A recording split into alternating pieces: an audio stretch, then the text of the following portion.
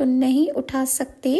اور ایک اور روایت میں ہے کہ جہنم کا لوہے کا گرز اگر کسی پہاڑ پر مار دیا جائے تو یقیناً وہ پہاڑ ریزہ ریزہ ہو کر راکھ ہو جائے گا اور جہنمیوں کی کھال پلٹ دی جائے گی۔ اس کے بارے میں سورہ نساء میں ارشاد خداوندی ہے، جب بھی ان کی کھالیں جل جائیں گی تو ہم ان کو دوسری کھالیں ان کی بدل دیں گے تاکہ یہ عذاب چکھتے رہیں۔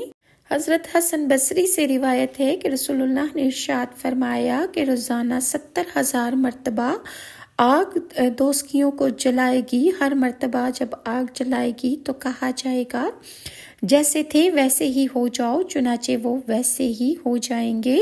رسول اللہ نے ارشاد فرمایا کہ سعود آگ کا پہاڑ ہے جس پر دوزخی کو 70 سال تک چڑھایا جائے گا، پھر 70 سال تک اوپر سے نیچے گرایا جائے گا۔